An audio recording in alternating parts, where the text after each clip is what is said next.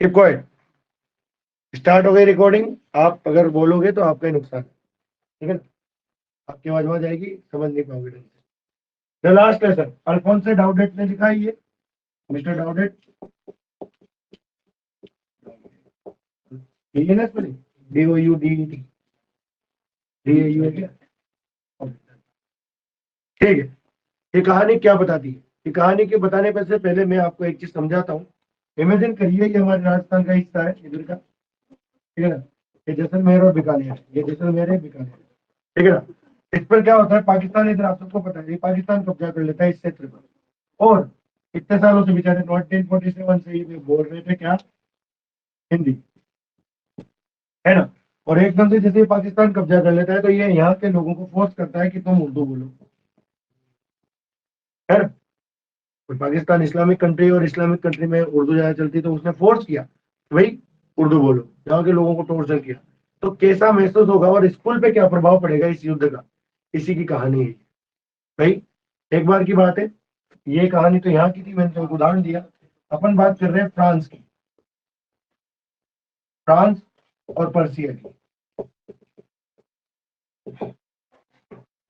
Persia, Persia बोलते हैं Germany, यानी अभी के समय पे जर्मनी के नाम से जाना जाता है ये नाम, बहुत बढ़िया।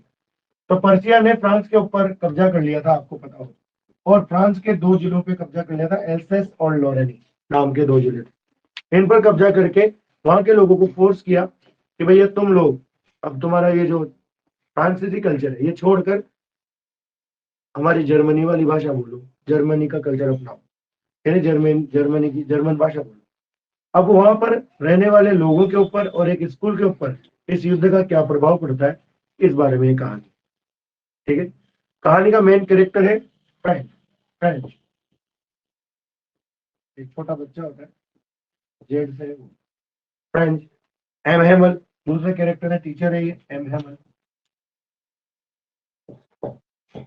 ध्यान से सुनेंगे, बहुत ही इजी कहानी, बहुत मजा आता है इसमें, आनंद आ जाएगा आपको। एक बहुत मार्मिक कहानी, इमोशनल करने वाली कहानी है, प्रेम के प्रति कहानी है, अपने स्कूल के प्रेम के प्रति। क्या होता है भैया, एम हेमल नाम का एक टीचर होता है जो 40 साल से उस गांव में अपनी सेवा दे रहा है, प्राइमरी स्कूल में। कौन से स्कूल में? प्राइमरी स्कूल था वो, जहाँ पर फ्रांसीसी भाषा और लिखना पढ़ना गाना, अजनार वगैरह सब सिखाए जाते थे। यानी अजनार अपनी भाषा में, उनकी भाषा में बाबे बीबू, है ना? वो सिखाते थे। और बहुत ही बढ़िया सब कुछ चल रहा, आराम से युद्ध युद्ध की जगह पे हो रहे थे, है ना? लेकिन एक समय की बात है, क्या हुआ कि पर्सिया ने, यानी जर्मनी ने फ्रांस के कुछ हिस्सों पर कब्जा कर लिया, और फ्रांस को वो दो जिलों से भगाने की कोशिश की, यानी कि वो कब्जा करके कहा कि भाई अब तो तुम लोग यहाँ से, फ्रांस के जितने भी सेना थे उनको भगा दिया। वहां के लोकेलिटीज थे, उनसे कहा कि या तो आप जाओ या फिर हमारी भाषा सीखो। तो क्या प्रभाव पड़ता है, इसी एक सामान्य दिनों में चल रहा था, हमारा फ्रेंच जो छोटा बच्चा था वो स्कूल के लिए घर से निकलता है। और घर से निकलने से पहले वो डरता है कि यार स्कूल जाऊं नहीं जाऊं, क्यों? क्योंकि स्कूल में एम एमल ने उन्हें क्या दिया था, एक लेसन याद करने के लिए दिया था, वो था पार्टिसिपल। पार्टिसिपल यानी होता है रूप, है ना? जैसे कि अपन पढ़ते हैं राम रामो रामा, रामम रामो रामे, ऐसे ये वाले रूप याद करने, इंग्लिश में बोले तो break broken break broke broken, है ना? Take took token, sorry taken, ऐसे शब्द, वर्ब, रूप याद करने के लिए कहा था। तो अब सबसे बड़ी समस्या ये थी इस छोटे बच्चे के साथ, फ्रेंच के साथ, कि इसे तो पार्टिसिपल का पी भी नहीं आता था, मतलब याद ही कौन है। जब कुछ याद नहीं था तो क्या करे, तो इसने सोचा कि यार मुगल नहीं रह जाऊं, लड़ने का मतलब है घर पे से तो निकल जाऊंगा, और इमली के पेड़ के नीचे, बरगद का पेड़ के नीचे, गानी चौराहे पर या गायत्री चौराहे पर जीवन व्यतीत कर लूंगा, जैसे स्कूल टाइम हो गया रिटर्न आ जाऊंगा। आपने और मैंने बहुत किया है, पर मैंने तो किया है, आपका पता ही है ना? वो तो घर में छिप जाओ, घर वाला ने बोला आगे छोड़ो स्कूल, बैग ले चुप जाओ, जो बैग यूनिफॉर्म पेयर सब कुछ। यहाँ तो मैं 11th में आया हूँ, तो उससे पहले मैं छत पर चल जाता था, टाट पे बैठ जाता था, मतलब अलग ही स्वैग था। तो इसने भी सोचा कि मैं बाहर ले जाऊं, लेकिन इसके अंदर से मन से आवाज आई कि यार ना ना स्कूल चले, स्कूल चलते हैं। स्कूल गया वो, स्कूल जाते हैं उसने सोचा कि स्कूल में मैं डायरेक्टली एंट्री ले लूँ, लेकिन स्कूल से पहले एक जगह, टाउन हॉल, वहाँ पे एक नोटिस बोर्ड लगा हुआ था, उस पर लिखा हुआ था कुछ, इसके समझ में तो आता नहीं था, इतना बड़ा तो था नहीं है, छोटा ही बच्चा था। तो ये वहां रुकता है, वहां इतनी भीड़ थी, भयंकर भीड़, तो वो भागता है वहां से, क्योंकि उसको जल्दी पहुंचना था। तो उसी समय वहां पे एक बंदा खड़ा था, लोहार वाचर जिसका नाम था। वो बंदा कहता है कि ये छोटे बच्चे तू भाग मत, तू आराम से, तेरे पास बहुत समय है, तू पहुंच जाएगा स्कूल। तो इसने सोचा कि यार मेरा मजाक उड़ा रहा है। जैसे अपन कई बार कहते हैं ना, अपन जल्दबाजी करते हैं तो कई बार कहते हैं अपन कि इतने धीरे कैसे कर रहा है काम, जो कि टोंट कसते हैं अपन। वैसे ही उसने सोचा कि टोंट कस रहा है मेरे ऊपर। तो वो वहां से भागते हुए निकलता है, एक ही सांस में वहां पहुंच जाता है गार्डन में। अब गार्डन में पहुंच तो गया। गार्डन में पहुंचने के बाद में उसने देखा कि स्कूल बिल्कुल विचित्र हो रहा था आज। स्कूल की हालत खराब थी, कहने का मतलब जो स्कूल पहले शोरगुल करता था, जिस स्कूल में ड्रॉर की आवाजें, टेबलों के ऊपर ठोकने की आवाजें, डंडे की आवाजें, चौकों से खेलने की आवाजें, हुल्लड़ की आवाजें, जो साथ में छोटे छोटे बच्चे से अनार जाते थे, वो आवाजें सब गायब थी, सब शांत। इसने सोचा था सब जो हुल्लड़ हो रहा होगा मैं जाके अपनी सीट पे आराम से बैठ जाऊंगा, लेकिन वहां तो बिल्कुल विचित्र माहौल था। पूरा माहौल इतना विचित्र, इतना शांत, बिल्कुल कोई जैसे कोई शांत हो जाता है ना, वैसा शांत था।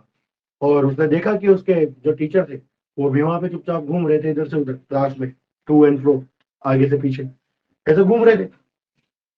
तभी अब उसने हिम्मत की, क्या करे बेचारा, जाना तो स्कूल में, तो हिम्मत की, गेट खोला। गेट खोलते ही, गेट खोलकर सबके सामने उपस्थित हुआ। बहुत ही ज्यादा इसको शर्म आ रही थी उस समय, ऑब्वियसली आती, आप वहां बैठकर कितना ही बोल सकते, अगर मैं आपसे यहाँ आके कहूँ कि यहाँ आइए और एक कुछ कुछ बताइए, आप नहीं बोल पाएंगे। ये रियलिटी, इसका कोई, इसमें कोई डरने और शर्म खाने वाली बात नहीं।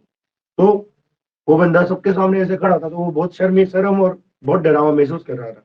लेकिन हमारे जो टीचर थे एम एमल, उन्होंने उसे डराया नहीं, उसे बहुत प्यार से बोला कि छोटे बच्चे, अच्छा वो तो आ गया, जा बैठ जा अपनी जगह पे, और हम तो तेरे बिना ही शुरू करने वाले थे, हमने सोचा तू आएगा ही नहीं आज, तो हम तो तेरे बिना ही शुरू करने वाले थे। तो वही ये पहुंच गया, अपनी सीट पे जाके बैठ गया, और जब तक इसको मतलब डर था उसको, तो जब तक उसका डर शांत नहीं हुआ, तब जाकर उसने ध्यान दिया कि ये मेहमान आज कटे जगह कपड़ों में।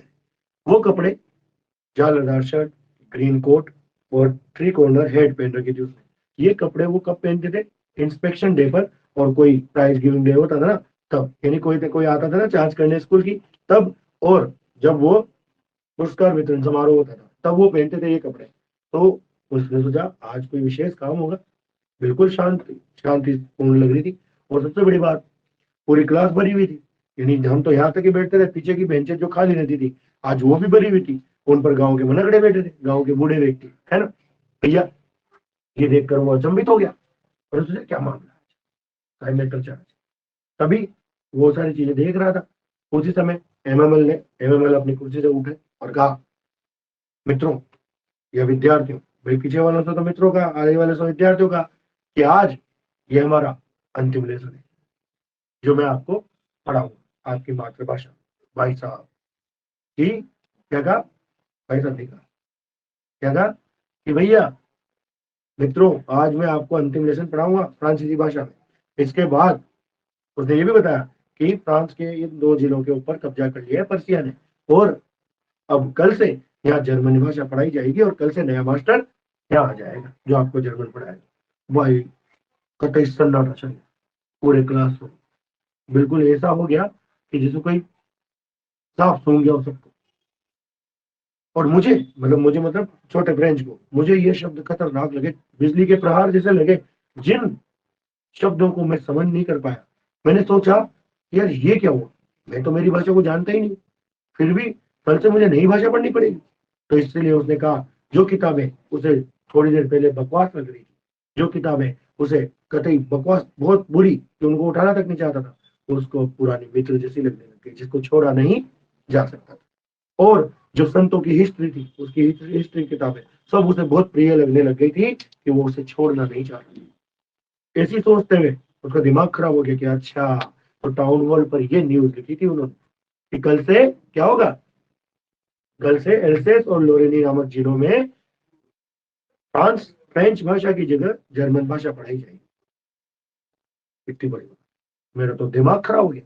कितना बुरा हूं मैं, मेरे को तो भाषा आती नहीं है, मैं क्या करूंगा जर्मन सीख के, मेरे को तो फ्रांसीसी नहीं आती थी, मैंने से पढ़ रहा था मैं। हाँ, और फिर मुझे दुख होने लग गया कि मैंने पढ़ाई क्यों नहीं की। तो इस पर हमारे भाई एमएमएल उठते हैं और एमएमएल बोलते हैं कि एमएमएल सबको बोलते हैं कि टेंशन ना लो, मुझे बहुत दुख है तुम्हारे लिए कि तुम में से कई लोग आज भी फ्रांसीसी भाषा नहीं जानते, और इसमें गलती तुम्हारी नहीं, गलती तुम्हारी नहीं, छोटे बच्चे, इन छोटे बच्चों को तो काम पे रख देते इनके माँ बाप। हाँ, ये छोटे बच्चे, इनके माँ बाप इनके प्रति जागरूक ही नहीं है कि ये पढ़े। हाँ, और मैं खुद भी इसमें शामिल हूँ, मैं भी बुरा हूँ, क्योंकि मैंने कई बार तुम्हें फोकट की छुट्टी दी नहीं दी। हाँ, जैसे कि मेरे को मछलियां पकड़ने जाना था, तो मैंने तुम्हें हॉलीडे दिया था नहीं दिया था, और कई बार मैंने हर्षित से कहा कि भाई हर्षित जा कट्टा आटे का कट्टा डाले। हाँ, तो ये छुट्टी हुई नहीं हुई। ये जब मैंने पढ़ाना थोड़ी ना मन किया कि हर्षित आएगा तभी पढ़ाऊंगा, मतलब मैं मेरी नहीं बता रहा, उसकी बता रहा हूँ, मैं तो कर देता हूँ। मैं बहुत खतरनाक, अपना एक स्टूडेंट भी गायब है तो अपन कर देते हैं कि भाई कहीं कोई काम है, मोस्ट मोस्टली कभी है ना। तो भैया ऐसी स्थिति हो गई कि मैं भी इसमें कल्प्रिट हूँ, आपकी पढ़ाई न होने की जिम्मेदार मैं भी हूँ और आप भी हैं। आप इसलिए हैं कि आपने सीरियसली नहीं लिया मैटर को, आप लोग इधर घूमने घूमने फिरने होने की बजाय पढ़ाई पे ध्यान देते, लेकिन नहीं, आपके माँ बाप जागरूक नहीं है। चलो कोई नहीं, जो होगा तो होगा। लेकिन मैं आपको ये बता दूं, फ्रांस फ्रांस जो भाषा है, फ्रेंच भाषा है, ये फ्रेंच भाषा दुनिया की सबसे बेहतरीन भाषा है, लॉजिकल भाषा है, और सबसे समझदार भी है। मतलब सबके समझ में आती है आराम से। देखो, अपन हमारे हाथ में हिंदी के लिए भी कह सकते हैं ये चीज, हिंदी के लिए अपन कह सकते हैं, ये देशभक्ति से आती है अपनी, अपने देश के प्रति। तो अपनी फ्रांसीसी भाषा के लिए कहता है कि फ्रांस भाषा दुनिया की सबसे सुंदर, मीठी, लॉजिकल और समझने वाली भाषा है ये। और एक और चीज बताई उसने कि जब इंसानों को गुलाम बनाया जाता है तो उनके पास तब तक उस पिंजरे की चाबी होती है जब तक वो अपनी मातृभाषा के जुड़े हुए हैं। दैट मीन्स तुम्हें भले ही ये जर्मन लोग आ जाएंगे, लेकिन तुम्हें फ्रेंच भाषा को नहीं छोड़ना, ये कहता है वो उनसे। और उसके बाद में फिर वो हमारे लिए एक नई किताबें कॉपियां लाए थे, उन्होंने सबको किताबें बांट दी, कॉपियां बांट दी। वो किताबें बिल्कुल झंडे जैसी लग रही थी जो हमारे टेबलों पे इधर उधर घूम रही थी, ठीक है ना। और फिर हमने राइटिंग का लेसन किया। अब राइटिंग का जब मैं लेसन कर रहा था तो सदमे की वजह से कि कल से जर्मन पढ़नी पड़ेगी, इस सदमे की वजह से हमारी पूरी क्लास बहुत ही ज्यादा शांत थी, कतई इतनी शांत कि जब हम लिख रहे थे तो और कोई आवाज नहीं आ रही थी, पेन के स्क्रेच की आवाज आ रही थी, पेन जो चल रहा था ना उस कागज के ऊपर, पेपर के ऊपर, उसकी आवाज आ रही थी, घिसने की आवाज। देखो बाप समझिए, इसका सशक्त उदाहरण मैं बताऊं आपको, जब रात में आप सो जाते हैं और फिर जब 12-1 बजे उठते हो तो आपको इसकी घड़ी की टिक टिक भी सुनाई देती है। अभी नहीं सुनाई दे रही, क्यों सुनाई देगी अब, और शांत हो जाता है। लेकिन ऑर्डिनरी नहीं दिन में सुनाई देती, क्यों नहीं सुनाई देती, क्यों ध्यान नहीं जाता हमारा, क्योंकि बाहर आसपास शोरगुल होता रहता है। जब शोरगुल होता रहेगा तो आवाज कहाँ से आएगी, है? तो भाई पिन ड्रॉप साइलेंस था, सबके सब लिख रहे थे, आपको देखना चाहिए था कितना आनंद आ रहा था हमें लिखते हुए, ऐसा फ्रेंच बोल रहा है। और फिर राइटिंग के बाद में हमारा ग्रामर का लेसन था, और ग्रामर के बाद में हमारे अल्फाबेट का लेसन था, छोटे बा बे बी का। तो आपको देखना होगा कि जो पुराना होसर, मतलब ओल्ड होसर, हमारे घर का, मतलब गांव का सबसे बूढ़ा व्यक्ति, वो उसके जमाने की किताब लेके आया था। और वो जैसे बच्चे बा बे बी बू बोले, जैसे अपने यहाँ का की कू के ह होता है, मतलब ये होता है ना बारहखड़ी, वैसे वहाँ बा बे बी बू होता है। तो वो बंदा होसर उठा, उन्होंने किताब खोली और उनके साथ बिल्कुल गा रहा था, छोटे बच्चे जब गा रहे थे बा, फिर वो बोल रहे थे बा बे बी बू, जो भी बोलता था सब सब लिखा हुआ है, इसलिए बोल रहा हूँ मैं, नहीं तो मेरा कोई मतलब नहीं। तो भैया वो बंदा होसर भी उनके साथ बोल रहा था, रो रहा था, और हम भी उसके साथ रोना और हंसना चाहते थे क्योंकि हमें सबको दुख हो रहा था। तभी जब ये सब कुछ खत्म हो गया, जैसे ही 12 बजे, 12 बजी, घंटा बजा, घंटा बजते ही पता लग गया कि 12 बज गए। 12 बजते ही एक चीज हुई, हमारे मार साहब उठे। उठने के बाद में उन्होंने कहा कि बस आज के लिए स्कूल इतना ही है।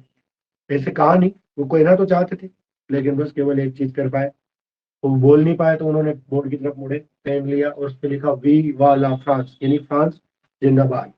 ये लिखकर जितना बड़ा वो लिख सकते थे। उसके बाद में वो बोल नहीं पा रहे थे, तो उन्होंने कहा, मेरा मतलब स्कूल खत्म हुआ, यू मे गो होम।